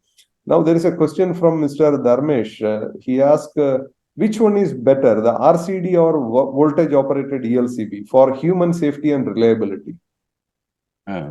RCD by far. Okay. Voltage operated is dangerous, but voltage dependent is a different story. Just keep that in mind. Yes, very true. So just to give everyone a little bit of background on that, if you don't mind me saying, Chris. So 1881 was the very first reference to the term earth currents documented for engineers. In 1924, GEC released the first, what they know is earth leakage functioning device. 1939 was British standard, or number 842, which was the very first product standard for voltage operated earth leakage devices, which worked its way all the way through iterations to what was known as BS 4293, also now known as BSEN 61008. So it goes back a lot of time. RCDs are not new. They have been on the journey for many, many, many, many decades. Yeah, so, and obviously, yeah, that's kind of the journey that RCDs have been on, and I don't see them stopping anytime soon. Okay. That's a great explanation. So these are not new, but in India, we changed or we still use the word or the name ELCB now. We first time the name is changed to RCD in the regulation, probably. I think it's more important, rather than understanding a name or a type, to understand the function that you're trying to mitigate and manage. That phrase selection and erection is very important. What am I trying to mitigate the risk of? Who and how am I trying to protect things? If you understand that, The rest of it is just learning the manufacturer's terminologies. Okay, thank you. So I would like to answer some of the questions. Mr. Deepak is asking National Electrical Code available in book or paper form. Mr. Deepak, you can go to the sales website of sales portal of Bureau of Indian Standards. You can create an username password and you can download the standard. So please go to the website. Similarly, Mr. Nilesh is asking about the recording. Mr. Nilesh, NFE, we have a YouTube channel. All the videos of our programs are available in the YouTube channel. Please have a look of various programs or various webinars which we already conducted. Now there is a question from Mr. Mohan Raj. Which RCD type is recommended for CPU and PC monitors? Krish? Type A. Paul, would you agree? Absolutely agree. Yeah, simple to answer. Okay, again, Mr. Mohan Raj, is there any standard which has guideline for selecting upstream and downstream RCD device? I mean, what specific about the upstream and downstream? Because we covered the sensitivities, the I delta N values, and the time delays. So, what Probably specific? the S type. I mean, obviously you cannot use an S type for additional protection. You don't even get 30 milliamp S type RCDs. It is purely for fault protection for a TT generally for an upstream. So if you have a 30 milliamp downstream protecting a final circuit, the 100 milliamp would be a type S would be protecting the entire distribution board for this. I think in the UK as well, it's very common on TT installations to have a single type S type 100 milliamp RCD protecting the entire distribution board, and then 30 milliamp RCBOs for the individual circuits. I think Paul can also. So I was going to say I like to use simple pictures for my learning journey. You can Google manufacturers like Eaton and Schneider, and if you just type in earth leakage devices or residual current devices with the word Schneider and Eaton, you will find their own guidance. And what I like is they will give you the pictures of that selectivity journey, that the difference between the S type, the normal type, and where you would go about installing the different levels that Krish has spoken about, the protection levels. Because obviously, if you have a TT installation where you've got an electrode, you need to ensure you've got selectivity throughout your RCDs. And I find the pictures help me understand this, because there is a lot of information out there, and pictures sometimes paint 1,000 words. Yeah. I think that's the best way to learn. Yeah. Krish, probably you can see the question from Mr. Amritlal, the last question. Amritlal. Is there any definition of ELCB as voltage operated? Rather, it's broad classification irrespective of the techniques used. RCD means on current. No, of course. An ELCB is as defined by IC to be a device that is operated through voltage. So none of these devices that we find in the market nowadays are called ELCBs. In fact, if you're able to purchase an ELCB, I'll ask you, where are you able to purchase an ELCB from? So yes, very clearly, ELCB if there's a wonderful website called Electropedia, just look at it. ELCBs are defined as a device that operates on the basis of a voltage difference. It'll give you the reference standard as well.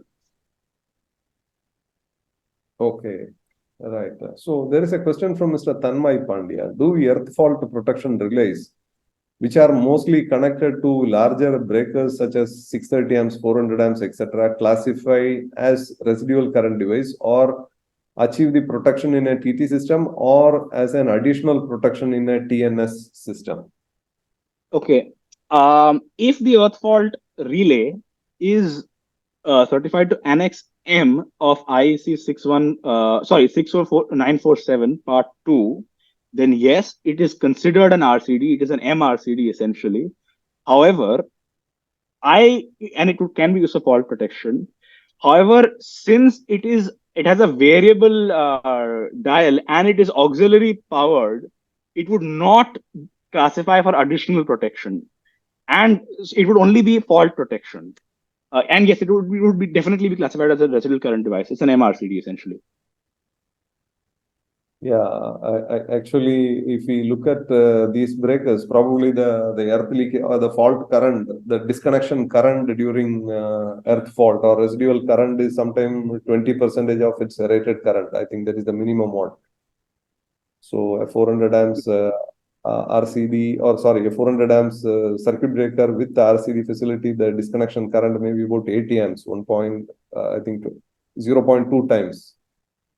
So in that case, as per our code of practice or as per the Indian standard, you cannot use these devices as a fault protection in a TT system, as well as you cannot use it as an additional protection in a TNS system. So Yeah, I mean, it depends. I think because some of them you do get that trip at much lower currents. Because if it's a standard product of, let's say, 0.2, you said, or 0.4. I think 0.2 or 0.4. I don't remember Yeah. exactly. If that is the case, then you can definitely not use it as this thing. What's it called? As fault or additional protection. But you can, if it's an adjustable dial and you get much lower residual currents, then yes. Yeah. So we have a few more questions, but There is somebody is one asking. very interesting question. Sorry, go on. Yeah, please. You It can says, go.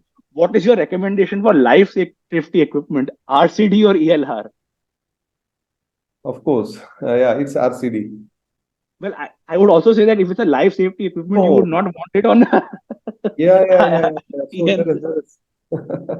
Sorry, I didn't look at the actual question. Life safety equipment, especially once when you talk about fire safety equipment, then we are not supposed to use these techniques. There, the fundamentals are a little bit different because continuity of supply is equally important. So be careful in this particular case. So, Mr. Meenan, what exactly is carried out in UK for life safety equipment? We certainly don't want RCDs on life safety equipment, that's for sure. We don't want somebody on dialysis or on a ventilator having the supply tripped out. But that's a bigger consideration. You need to ensure continuity of supply. You need to ensure resilience of supply. You may need UPSs and generators, which we have in a lot of our hospitals. Even in the domestic home, you may want a small UPS to run a dedicated socket. Where you don't use RCD, your basic and your additional protection must be very robust. That's one of the key things you need to mitigate when having something that isn't RCD protected. Have I selected and erected suitably and sufficient to protect people? In England, we're normally using armored cables, stuff like that. So that if somebody does knock it or damage things, that we've got a reasonable level of protection. We normally have one dedicated point, which is labeled up, that clearly states this is not RCD protected, skilled or instructed users only, sensible measures. Yeah. Also, so there is a question from Mr. Balasubramani. Is there a standard for earth leakage values of various equipment like chiller, heating equipment, PC, etc.? It cannot be depending on manufacturer. Krish, can you answer that? There is a 61140 standard, but that will give as per the load current. I think you always cover these in your when you talk about the requirement for reinforced protective conductors as well. Yes, of course, yes. So 61140. these recommendations are already there on the standard. Mr. Paul? So can I add to that? So every manufacturer of equipment should know what their leakage is. If they don't know what their leakage is, in theory, they shouldn't be selling the product. Not here. Oh, really? Okay, Nope. then I apologize profusely. No. Then you can look at IEC TR 62350, which deals with leakage currents, gives you some generic values. You can also look at manufacturers' literature like Schneider, but there is an entire suite of product standards in the IECs, which will give you generic leakage values. So, for instance, an electric boiler would be 10 milliamps, which would be good information when selecting and erecting the circuits. There are generic values for PCs, monitors, kettles. The information is out there. Schneider's book is probably the best because it saves you paying lots of money for standards. But yes, you should consider the leakage. In the UK, we would definitely try to consider the leakage. That way we don't switch something new on and it trips out every 5 minutes, especially if a compressor kicks in or something like that. Actually, the system which is written in our standard is there is a maximum limit permitted. Let's say, for example, more than 20 amps, it's the leakage current is 10 milliampere. But if the leakage current is higher due to the inherent characteristics of the device, then reinforced protective measure shall be implemented in those apparatus, those appliances. Unfortunately, these measures are not implemented, which is actually a disaster. Recently, I was checking in a building. At different parts of the building, people started getting shock, and nobody knows from where the shock is coming.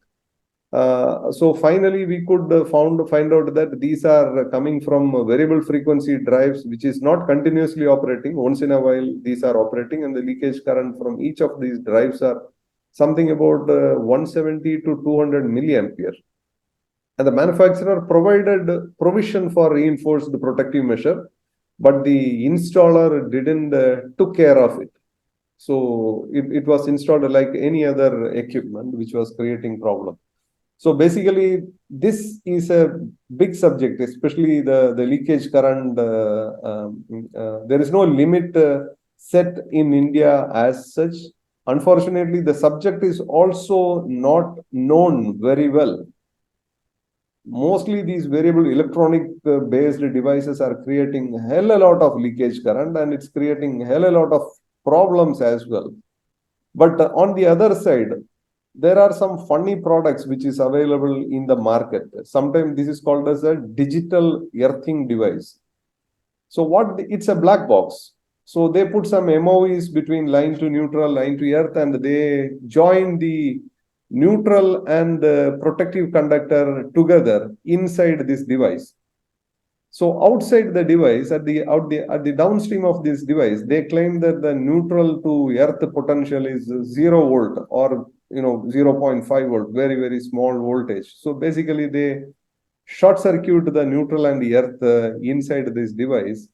And unfortunately, what happens is the entire neutral current is flowing through the complete exposed and extraneous conductive parts, totally violating the electrical safety rules. And these devices are installed in several large-scale organizations. So leakage current, and this is a big subject we need to talk, and we need to have some control over it.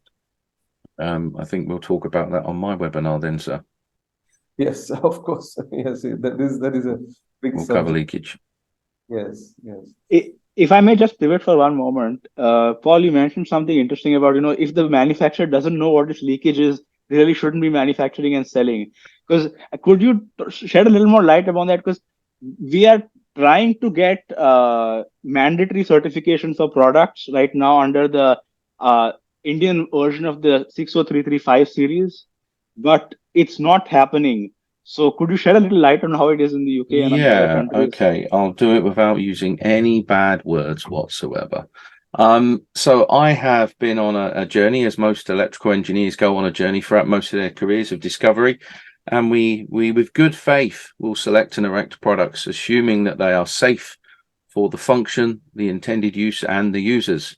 And a lot of these things come in nice boxes, and they've got lots of stickers and badges and logos that say we're fully compliant with this standard and that standard. And straight away you go, oh, look, more standard to read. I have recently been on a journey where I went to look at some machines, electrically driven machines, very minor moving parts. And we asked them some very high level questions. So around Europe, there's something called CE certification, which is conformance to the essential health and safety requirements of Europe. And they're really simple. So you could say there's the machinery directive, there's a low voltage directive, and I'm sure in India you have something similar.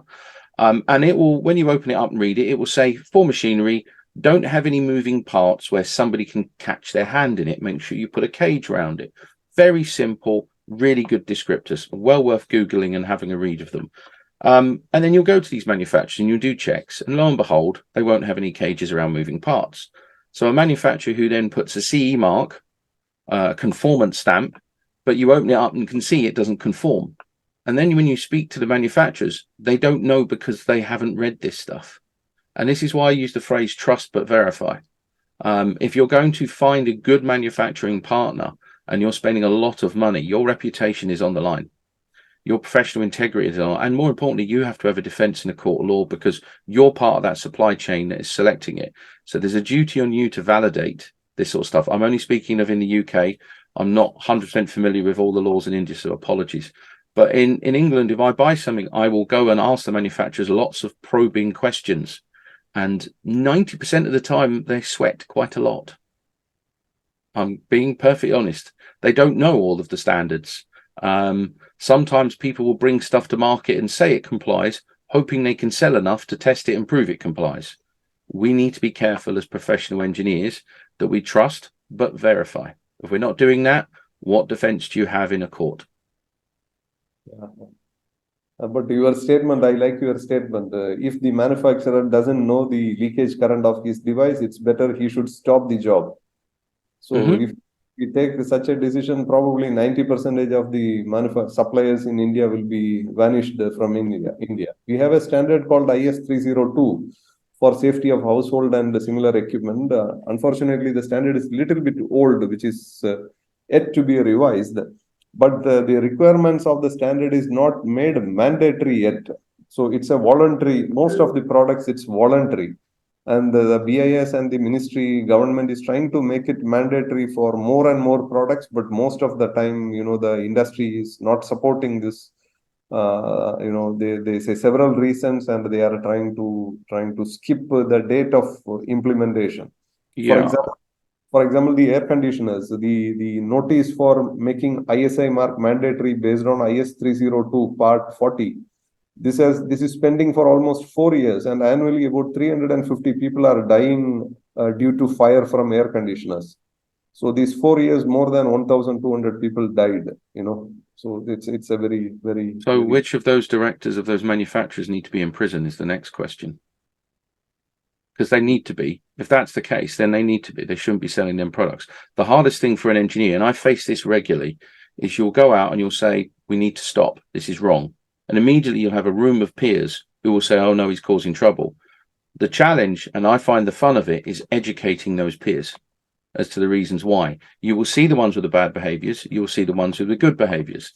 The ones with the bad behaviors, I use a very strange term. I consider myself the brick wall that they need to overcome. And I'm a very tall brick wall. Simple as that, because I need to make sure I have a defense in a court of law. Yeah. Yes, but you see the situation in India is a little bit different. It's a slow journey. Yes, but we started these discussions, and people, it started getting attention. People start realizing that, okay, these standards are available, and the accidents are due to non-follow-up of these standards. Now, for all the attendees, to introduce Mr. Paul Meenan, he is the best expert from UK who can talk about the IEC and the BS standards on electrical installation. Soon we will have a webinar session with Mr. Paul Meenan, especially on a very interesting subject, which is earthing and these leakage currents and all.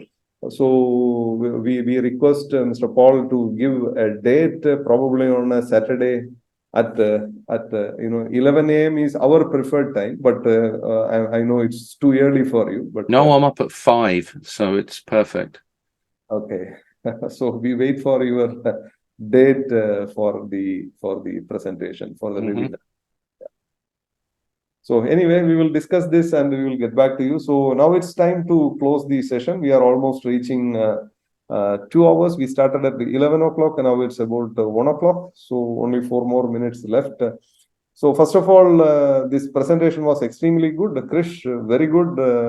In the last presentation, Krish was going a little bit faster. So a lot of comments came about the speed of Krish, but this time, second webinar, you improved a lot. Probably in the third one, much better. Maybe the third one we will make as AFDD, because in AFDD is also a requirement for India now. Very much, Mr. Paul Meenan, to have you here for the presentation and about your sharing your experience. Now we wait for your confirmation on the date. Thanks for having me. Can we close the program? Yep. Yes. Thank you. Thanks to all. Krish, you can have your final words to the participants, attendees. The only thing I'd like to say is that the first step is being aware. Now it's on the balls in your park to specify the right stuff and procure the right stuff as well. If you be persistent with the manufacturers, they'll give you what you want. You just have to have the persistence to go through with it. That's all. Or like Paul said, be the brick wall. Yeah. Yes, so thanks to all the attendees. Unfortunately, one gentleman, Mr. Ashok Rane, raised his hand. Mr. Ashok, we are already closing the time. Probably we will talk in the next program. So I hope we can close the program. Thank you very much. Thanks to all. Thank you.